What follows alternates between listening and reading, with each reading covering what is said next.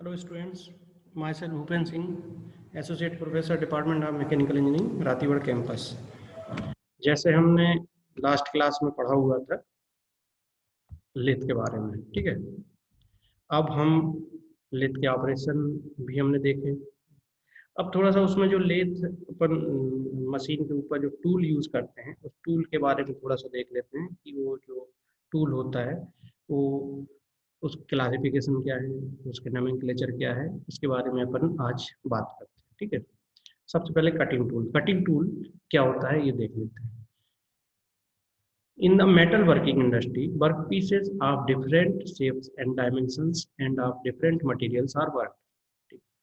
The various working processes fall into two groups: the group of non-cutting shaping like forging, pressing, drying, etc., and that of cutting shaping by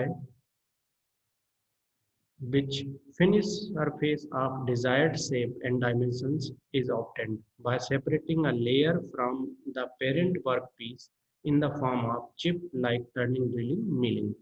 मतलब cutting tool दो तरीके के use होते हैं industry के अंदर। पहला ये वो होता है जिसमें हम या कटिंग टूल की बजाय अपन टूल की बात करते हैं कि टूल दो टाइप के यूज होते हैं, ठीक है। एक वो जो कि जिसमें नॉन कटिंग ऑपरेशन परफॉर्म होता है, ठीक है। नॉन कटिंग मतलब जैसे हमने फोर्जिंग प्रोसेस अपन ने देखी कि फोर्जिंग प्रोसेस में अपन क्या करते हैं कि रेड हॉट तक ले जाते हैं आयरन को और उसके बाद में उस पर प्रेस वर्किंग करवाते हैं, ठीक है। उससे वो पर्टिकुलर शेप में चेंज हो जाता है, ठीक है। ड्राइंग, आप एक बड़े डायमीटर को छोटे डायमीटर में कन्वर्ट करते हैं, वो ड्राइंग कहलाता है। जैसे अब वायर ड्राइंग करना है तो प्रेस किया जाता है उसको और फिर एक एंड से उसको पुल किया जाता है, तो वो एक छोटे डायमीटर में से, तो उसमें से हमको वायर मिलता है, तो ये वायर ड्राइंग है। इसमें जो टूल यूज होते हैं वो कटिंग नहीं करते, केवल शेप चेंज करते हैं उसका, ठीक है। और दूसरा कौन सा होता है, जैसे अपन लेथ मशीन के ऊपर यूज करते हैं, ड्रिलिंग में यूज करते हैं, या फिर मिलर रहता है मिलिंग मशीन के ऊपर जो कटर यूज होता है, तो ये मटेरियल को रिमूव करते हैं। यहाँ पर अपन को एक डिजायर्ड शेप में अगर अपन को चाहिए तो वो मटेरियल को रिमूव करते हैं, ठीक है। तो ये दो टाइप के कटिंग टूल होते हैं, एक नॉन कटिंग, दूसरा कटिंग ऑपरेशन, ठीक है। तो जो कटिंग ऑपरेशन होता है उसमें शेप भी बदलता है, साइज भी बदलती है, ठीक है, लेकिन मटेरियल को रिमूव करते हैं, या फिर अपन ये बोलेंगे कि उसमें जो वॉल्यूम है वो वॉल्यूम कांस्टेंट रहता है। जो भी आप यूज कर रहे हो मटेरियल, जो मटेरियल से आप जो शेप बना रहे हो, तो उसमें क्या होता है कि वो जो मटेरियल है वो मटेरियल का जो वॉल्यूम है वो वॉल्यूम कांस्टेंट रहेगा उसमें, ठीक है। मगर किसमें, जिसमें नॉन कटिंग ऑपरेशन परफॉर्म होता है, और जिसमें कटिंग ऑपरेशन परफॉर्म होता है तो उसमें अपन क्या करते हैं, जो मटेरियल है उसको हमको रिमूव करना है। मटेरियल रिमूव करेंगे तो वो क्या करेगा उसमें से कि जो शेप है उसका वो बदल जाएगा, तो वॉल्यूम कम हो जाएगा। तो जो कटिंग ऑपरेशन होता है उसमें वॉल्यूम कम होता है, और जो कटिंग ऑपरेशन नहीं होता है, प्रेस वर्किंग, फोर्जिंग या ड्राइंग वाली होती है, इसमें शेप चेंज होता है बट वॉल्यूम कम नहीं होता है, ठीक है। टाइप्स ऑफ कटिंग टूल्स, अब अपन टाइप्स ऑफ कटिंग टूल्स ले लें। दो टाइप के होते हैं, सिंगल पॉइंट कटिंग टूल और मल्टी पॉइंट कटिंग टूल्स। तो इसमें एक सिंपल सी चीज मैं बता देता हूँ पहले कि लेथ मशीन के ऊपर जो अपन टूल यूज करते हैं तो वो सिंगल पॉइंट कटिंग टूल होता है, ठीक है। मतलब वो उस पर्टिकुलर जॉब के सरफेस से एक पर्टिकुलर जगह साइड से या फिर उसके शेप से ही मटेरियल को रिमूव करता है। और मल्टी पॉइंट क्या कहलाता है कि मल्टी पॉइंट में वो एक पर्टिकुलर जॉब पीस के अलग अलग एज या फिर अलग अलग सरफेस से मटेरियल रिमूव करता है, ठीक है। बहुत ज्यादा कोशिश मत करना समझने की, आगे समझा दूंगा समझ में आ जाएगा।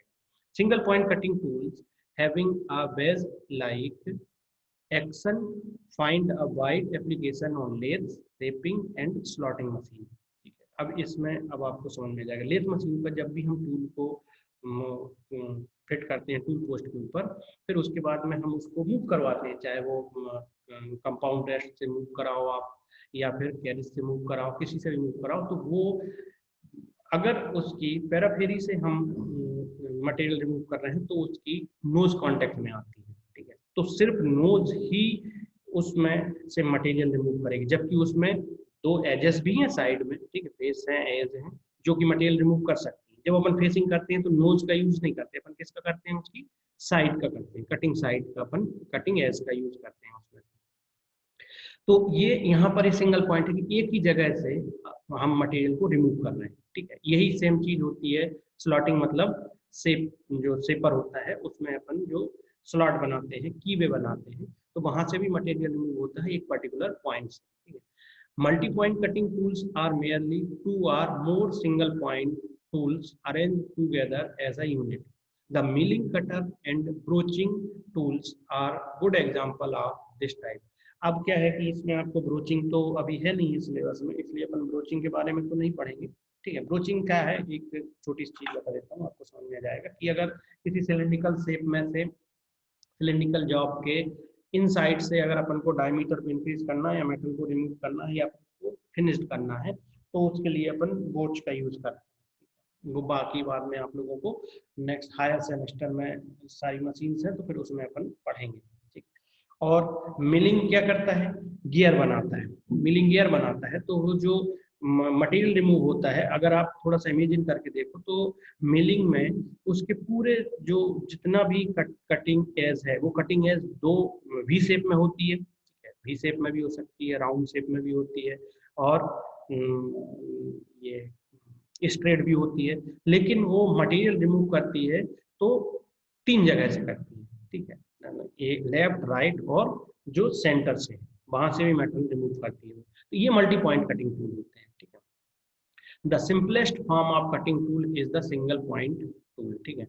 जो सिंपलेस्ट फॉर्म होता है या जो बहुत ज्यादा अपन यूज करते हैं, देखिए कुछ चीजें ऐसी होती हैं जो सिंगल पॉइंट कटिंग टूल से ही बनती हैं, ठीक है। अब अगर अपन को वहां पर स्लॉट बनाना है, ठीक है, तो स्लॉट तो ऐसा है कि अगर राउंड में बनाना है तो अपन कर सकते हैं उस चीज में, या फिर आपको किसी भी जॉब के ऊपर बनाना है तो वो बना सकते हैं। लेकिन अगर आपको वहां पर एक छोटा सा कट लगाना है, ठीक है, तो वो सिंगल पॉइंट कटिंग टूल से ही होगा, ठीक, वो मल्टी से नहीं हो पाएगा। The two basic methods of metal cutting using a single point tool are orthogonal or two dimensional and oblique or three dimensional। दो टाइप की मेथड होती हैं मेटल रिमूव करने की, पहली ऑर्थोगोनल होती है और दूसरी ऑब्लिक्यू होती है, ठीक है। तो जो ऑर्थोगोनल होती है, orthogonal cutting takes place when the cutting face of the tool is perpendicular to the line of action or path of the tool। इसमें परपेंडिकुलर होती है, ये अभी आप केवल अभी मैं आपको बता रहा हूँ, बाकी अपन नेक्स्ट स्लाइड में इसके डायग्राम से आपको चीज क्लियर हो जाएंगी। तो जो ऑर्थोगोनल कटिंग टूल होता है वो परपेंडिकुलर होता है कटिंग फेस, जो कटिंग फेस होती है टूल की वो परपेंडिकुलर होती है जॉब पीस की, ठीक है। और दूसरे वहीं पर अगर अपन ऑब्लिक्यू को देखें तो if however the cutting face is inclined at an angle less than 90 degree to the path of tool, the cutting action is known as oblique। Perpendicular अगर है तो उसको अपन टू डायमेंशनल या फिर ऑर्थोगोनल बोलेंगे, और अगर वो इंक्लाइंड है, लेस देन 90 डिग्री है, तो वो उसको अपन ऑब्लिक्यू बोलेंगे, ठीक है। अब डायग्राम से देख लेते हैं अपन, ये है डायग्राम, ऑब्लिक्यू प्रोजेक्शन, ऑब्लिक्यू कटिंग और ऑर्थोगोनल कटिंग। इसमें अगर अपन देखें तो ये जो टूल है, ठीक है, ये सिंगल पॉइंट कटिंग टूल है, ये भी सिंगल पॉइंट कटिंग टूल है। बट इसमें अगर आप ये देखें यहाँ पर, ये वाली इसकी जो फेस है ये यहाँ पर परपेंडिकुलर है। अब इसमें जो कटिंग लग रहा है, ये कटिंग आप देखो कि ये 90 डिग्री पर आ रहा है, ठीक है। ये रोटेट हो रहा है, ये जॉब है, लेथ पर, चक्कर या स्पिंडल के ऊपर फिक्स है या फेस प्लेट के ऊपर फिक्स है, और यहाँ से ये टूल कट कर रहा है, ये फीड है, इस डायरेक्शन में टूल जा रहा है, ठीक है। और ये नाइफ एज, यहाँ पर ये इसको इसने कट किया तो यहाँ ये बिल्कुल नाइफ एज बन गई, 90 डिग्री पर ये टर्न कट करके इसने कट करके मेटल रिमूव होता जा रहा है, ठीक है। इसको डेप्थ ऑफ कट बोलते हैं, ये अपन अभी बाद में देखेंगे। सेकंड नंबर का अगर अपन इसमें देखें ऑब्लिक्यू में, तो ऑब्लिक्यू में अगर आप देखें तो इसकी ये वाली जो एज है, ये एज इस एक्सिस ये जॉब के एक्सिस से 60 डिग्री पर इंक्लाइन, 60 पर 45 डिग्री पर डिपेंड करता है, वो अलग अलग जॉब टूल में अलग अलग एंगल रहता है। ये फीड इसकी डायरेक्शन यही है, ठीक है। और यहाँ से इसको ये कट कर रहा है, तो ये जो शेप आ रहा है इसमें ये इंक्लाइंड आ रहा है, ठीक है। तो ये दोनों 90 डिग्री का है तो ऑर्थोगोनल हो जाएगा। और अगर आपसे कोई भी पूछता है कि भाई अगर टूल कि नोज या टूल फेस 90 डिग्री पर कट कर रही है जॉब पीस को, तो वहां पर कौन सा कटिंग प्रोसेस कहलाएगी, तो वो ऑर्थोगोनल कटिंग प्रोसेस कहलाएगी। और अगर वो इंक्लाइन है, ठीक है, इस इंक्लाइंड अगर आ रही है तो इंक्लाइंड को अपन बोलेंगे ऑब्लिक्यू कटिंग, ठीक है। और ये फीड है यहाँ पर। अब अपन देखते हैं ये डेप्थ ऑफ कट है, ये डेप्थ ऑफ कट इतना कट कर रहा है ये, ठीक है, और यहाँ पर ये भी इतना कट कर रहा है। कट कट करने की प्रोसेस दोनों की सेम है और दोनों की डेप्थ अपन को सेम दिख रही थी, और ये इसको बोलते हैं अपन फीड, ये फीड है। अब अपन डेप्थ ऑफ कट और फीडिंग देख लेते हैं क्या होती है। Depth of cut, the depth of cut is the perpendicular distance measure from the machined surface to the uncut surface of the workpiece. ये वाली जो, ये देखो ये अनकट सरफेस है, ठीक है, और ये कटिंग सरफेस है जो मशीन्ड हो गई है, ठीक है। इन दोनों के बीच की ये जो गैप है या जो डिफरेंस है दोनों डायमीटर में, ये रोटेटरी है, ये जो शेप बना है ये रोटेटरी के लिए रहता है, ठीक है। ये यहाँ पर ये जो आपको डायमीटर दिख रहा है इतना रिड्यूस हो गया है, ओरिजिनल डायमीटर और मशीन डायमीटर, इन दोनों के बीच में जो डेप्थ आप कट आ रही है, इसको ये जो डेप्थ है या ये जो डिफरेंस है, ये डिफरेंस कहलाता है डेप्थ ऑफ कट, ठीक है। d1 minus d2 upon 2 that is equals to depth of cut. d1 कौन सी चीज होती है, जो ओरिजिनल डायमीटर है, और d2 कौन सा है, जो मशीनिंग होने के बाद में जो डायमीटर हमको मिला हुआ है। d1 minus d2 divided by 2, divided by 2 इसलिए करते हैं क्योंकि देखो ये डायमीटर यहाँ से यहाँ तक है और ये डायमीटर यहाँ से यहाँ तक है, ठीक है। अब डेप्थ ऑफ कट एक आपको अगर आप देखोगे तो ये भी आएगा डायमीटर में और एक ये भी आएगा डायमीटर में, ठीक है, कटिंग, क्योंकि यहाँ पर भी आ रहा है कटिंग सेम चीज डेप्थ ऑफ कट, तो डिवाइडेड बाय 2, तो ये कहलाती है डेप्थ ऑफ कट, एक तरफ अपन लेते हैं। अब अपन फीडिंग को देखते हैं। The feeds of the cutting tool in a lathe work is the distance the tool advance का मतलब होता है मूव करना, for each revolution of the work feed is expressed in millimetre per revolution. ये tool जितना एक revolution में move करेगा, इसके रोटेशन पर, इसका रोटेशन हो रहा है तो एक रेवोल्यूशन में जितना ये टूल मूव करेगा लेफ्ट डायरेक्शन में, वो फीड कहलाती है। फीड हमारे ऊपर डिपेंड करती है, हम स्पीड में भी कर सकते हैं, लेकिन स्पीड में करेंगे तो मशीन टाइमिंग कम हो जाएगा, बट यहाँ पर सरफेस रफ मिलने लगेगी क्योंकि स्पाइरल बनने लगेगा। तो यहाँ पर अपन को इसको थोड़ा स्लो चलाते हैं अपन, जिससे कि हम मेटल प्रॉपरली रिमूव होती जाए, ये फीड कहलाती है। ये रेवोल्यूशन के ऊपर डिपेंड करती है, ठीक है, एक रेवोल्यूशन में जितना टूल मूव कर रहा है that is called the feed, ठीक है।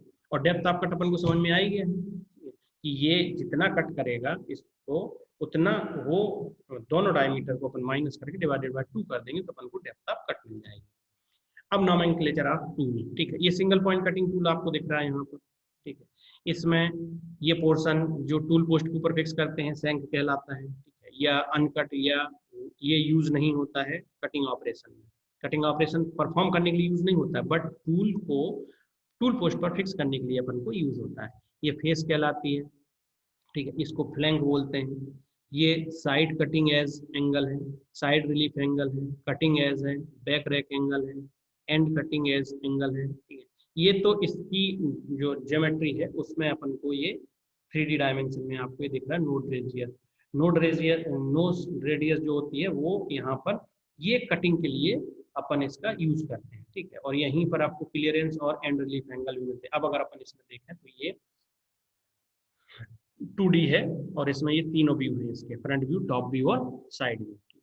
ये फ्रंट व्यू है, ये टॉप व्यू है और ये साइड व्यू है। अब इसमें अगर अपन देखेंगे तो ये ऊपर से देखोगे आप तो ये आपको ऐसा दिखेगा, यहाँ से भी इंक्लाइंड है, ठीक है, यहाँ से भी इंक्लाइंड है अंदर की तरफ, और यहाँ अपन को नोज मिल गई, ठीक है। ये कटिंग एज है, बैक रैक एंगल है, ठीक है, बैक रैक एंगल। अभी ये जो आपको टर्म्स दिख रही है ना, ये मैं अभी टर्म्स के बारे में बता दूंगा आगे नेक्स्ट स्लाइड में, सब लिखा हुआ कि कौन सी चीज क्या होती है, ठीक है।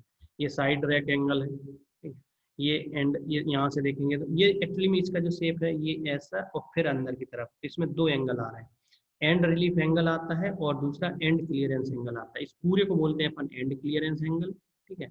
और इतनी ये जो पोर्शन यहाँ से इतना है इसको अपन बोलते हैं एंड रिलीफ एंगल, ठीक है। ये लिप एंगल कहलाता है, ये लिप एंगल वो रिस्पॉन्सिबल होता है कटिंग के लिए, ठीक है। ये बेस है, ये शैंक है जैसा अपन ने यहाँ पर देखा। अब अपन इसके नोमेनक्लेचर को और देख लेते हैं। पहले उसके पहले अपन एक लाइन डायग्राम को देख लेते हैं। ठीक, ये लाइन डायग्राम वैसे ही है जैसा आपने पहले देखा था 2D, लेकिन ये थोड़ा सा बड़े में मैंने कहा यहाँ से आपको अच्छे से समझ में आ जाएगा। ये रैक एंगल है, बैक रैक एंगल है, ये यहाँ पर मैं दिखा देता हूँ। ये टॉप फेस है। क्या होता है ये, इसलिए ये यहाँ पर इस तरीके का ये 3 रैक एंगल होते हैं, नेगेटिव, पॉजिटिव और जीरो। ठीक है, ये 3 टाइप के होते हैं रैक एंगल, ये आगे मैं बता दूंगा आपको। तो यहाँ ये इसलिए एंगल इस तरीके का होता है कि ये चिप जब यहाँ से निकलेगी तो ये चिप यहाँ आकर के ये स्लाइड हो जाएगी। स्लाइड करने के लिए अपन को ये एंगल इस तरीके का देना पड़ता है। ठीक है, ये साइड रैक एंगल वही सेम चीज यहाँ पर भी है कि वो एक तरफ से झुका हुआ रहेगा तो वो चिप बाहर निकलती जाएंगी। ठीक है, साइड रिलीफ में भी यही है कि पूरी की पूरी सरफेस कांटेक्ट में नहीं आती है, तो यहाँ पर हीटिंग, क्योंकि ये सबसे ज्यादा हीट जनरेट होती है यहाँ पर, क्योंकि 2 मेटल आपस में हम इनको जब टच करवाते हैं और फोर्स लगाते हैं, तो फोर्स लगता है परपेंडिकुलर टू द एक्सिस, तभी तो मेटल रिमूव होता है। तो वहां पर हीटिंग की कैपेसिटी ज़्यादा हो जाती है, तो उस चीज़ के कारण हम यहाँ पर इसमें केवल जो पोर्शन है वही टच होता है कटिंग करने के लिए, जो नोज है, बाकी पोर्शन का उसमें टच नहीं होता है। ठीक है, अब अपन देखते हैं इसमें टर्मिनोलॉजी जो यूज है। ठीक है, shank is the portion of tool bit which is not ground to form cutting edges। Ground का मतलब होता है कि उसको हमने कन्वर्ट नहीं किया है किसमें, कटिंग एज में, तो वो एक ऐसा पोर्शन है। And is rectangular in the shape. ठीक है, तो वो रेक्टेंगुलर इसलिए होता है कि वो टूल पोस्ट के ऊपर अपन को फिक्स करना पड़ता है, तो वहां पर अपन सर्कुलर नहीं करते हैं, रेक्टेंगुलर। शैंक हमेशा रेक्टेंगुलर ही होती है और उसको अपन फिक्स करते हैं। हाँ, ड्रिलिंग मशीन के अंदर जो शैंक होती है वो रेक्टेंगुलर होती है, क्योंकि वो स्पिंडल में फिट करनी रहती है हमको, ये टूल पोस्ट पर फिक्स कर रहे हैं, ये रेक्टेंगुलर होती है। Face, face of the cutting tool is the surface against which the chip slides upward। ठीक है, जो फेस मैंने आपको बताया था पीछे, अगर अपन पीछे वाली स्लाइड में देखना है तो इसमें ये जो टॉप फेस है, ये वाली है ना, ये टॉप फेस है, इसमें ये चिप स्लाइड हो जाती है यहाँ से यहाँ पर, तो इसको ये फेस अपन इसलिए यहाँ पर रहती है और वो थोड़ी चौड़ी रहती है, ये इतनी इसमें जितना टूल का विड्थ है उतनी अपन को फेस मिलती है, बस इसमें ये इंक्लाइंड रहती है। ठीक, नेक्स्ट है flank. Flank of the cutting tool is that surface which face the workpiece. फ्लैंक सामने फ्रंट वाला होता है।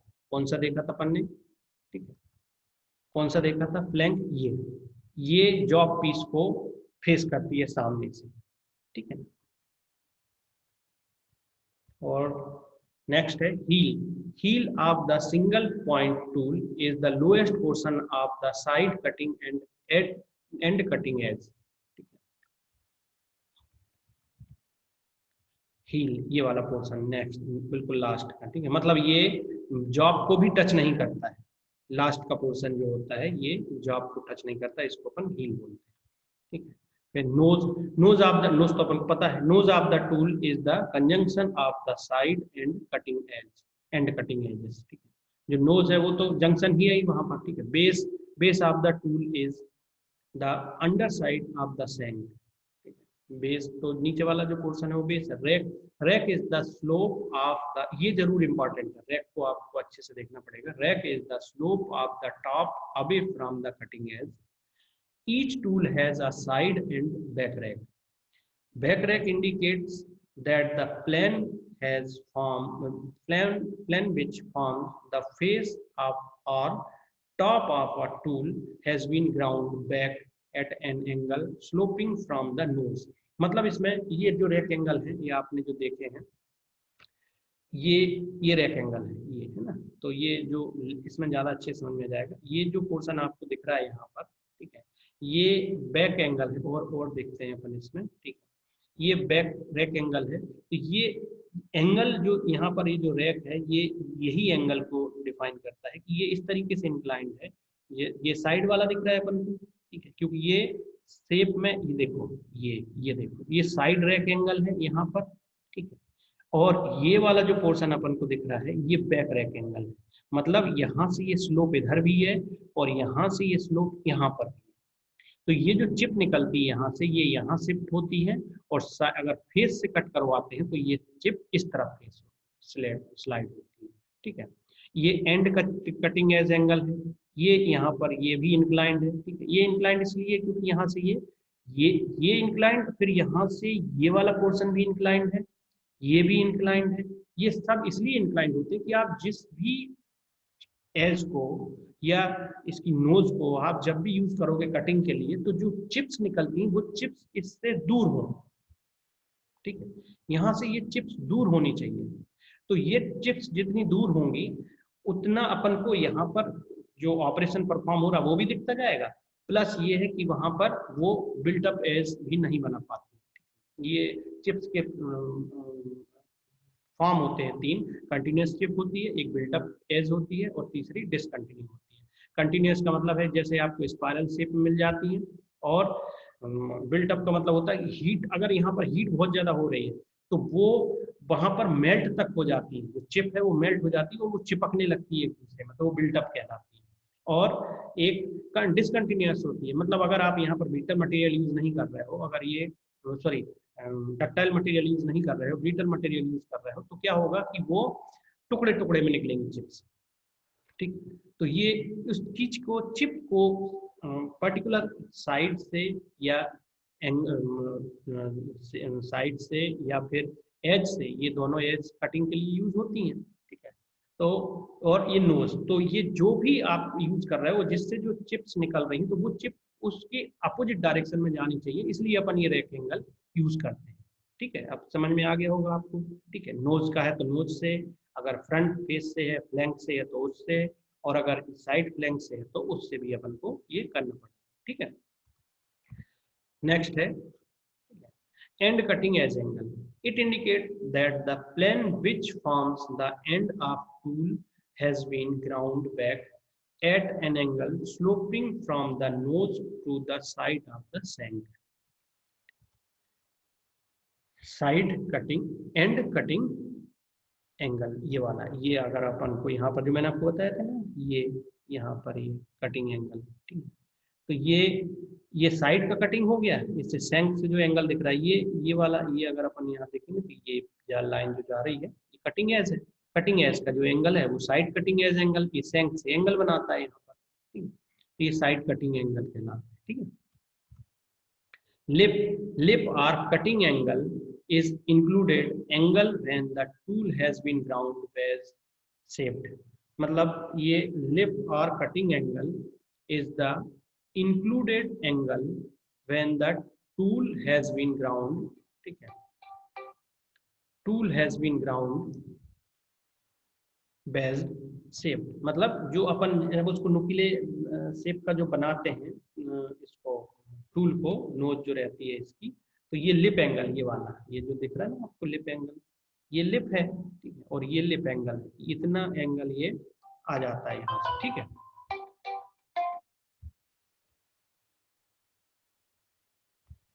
ठीक है, तो अब ये समझ में आ गया अपन को, ठीक है, लिप। अब ये अपन जो मैंने आपको रेक एंगल बता रहा था ना, पॉजिटिव नेगेटिव रेक एंगल, ये तीन टाइप के रेक एंगल होते हैं। एक पॉजिटिव होता है जो आपने अभी डायग्राम में देखा हुआ है, एक जीरो रेक एंगल होता है, ठीक है, और तीसरा नेगेटिव रेक एंगल होता है। नेगेटिव रेक एंगल और positive rake angle, zero rake angle, इन दोनों में से नेगेटिव और पॉजिटिव यूज होते हैं, ठीक है। नेगेटिव भी कहीं कहीं करते हैं अपन, जो सिंपल कम अगर आपको मटेरियल रिमूव करना है, या फिर दूसरे टूल में जिसमें रहता है वहां पर अपन इसको यूज करते हैं। बाकी negative rake, maximum negative rake angle use करते हैं। इसका रीजन ये है, यहाँ से इसके ऊपर फोर्स अप्लाई जो होता है, थ्रस्ट, ये जो टी है ये थ्रस्ट है, ये पॉजिटिव रेक एंगल के कंपेरिजन में यहाँ पर ये आसानी से झेल जाता है इसको, ठीक है। अगर अपन इसको देखते हैं, ये यहाँ पर जैसे अपन ये मेटल रिमूव तो ऑब्वियसली ये करेगा पॉजिटिव वाला, ठीक है, क्योंकि ये इसका शेप जैसे ही टकराएगा उससे तो आसानी से मेटल रिमूव करेगा। बट क्या होता है कि ये इसकी नोज को जैसे ही अपन फीड बढ़ाते हैं, depth of cut upon feeding ज़्यादा देते हैं, तो ये जो नोज है इसके खराब होने का चांसेस रहता है। प्लस ये यहाँ से, ये जो पोर्शन है यहाँ से ये टूल भी ब्रेक होने की पोजीशन बन जाती है उसमें। इसलिए अपन क्या करते हैं, नेगेटिव रेक एंगल का ही बहुत यूज करते हैं, ज़्यादा यूज नेगेटिव रेक एंगल का ही होता है। अपन भी नीचे लेथ मशीन में अपने वर्कशॉप में अपन लोग नेगेटिव रेक एंगल का ही यूज करते हैं, ठीक। अब समझ में आ गया आप लोगों को? ठीक है। अब नेक्स्ट क्लास में अपन, एक वीडियो है, वो वीडियो मेरे को डालना है, लेथ मशीन का पूरा आपको सब चीज़ दिखा देता है उसमें, कैरेज का, और हाफ नट मैकेनिज्म कैसे होता है, गियर बॉक्स कैसे होता है, वो सब चीज़ें। बट अब वो नेक्स्ट क्लास में मैं करूँगा, ठीक है। और उसके बाद में फिर अपन को अब प्रिंसिपल प्रिंसिपल पढ़ने हैं, तो नेक्स्ट क्लास में अपन मशीन्स के प्रिंसिपल पढ़ना चालू करेंगे दूसरी मशीन, ठीक है। चलिए, ओके, थैंक यू।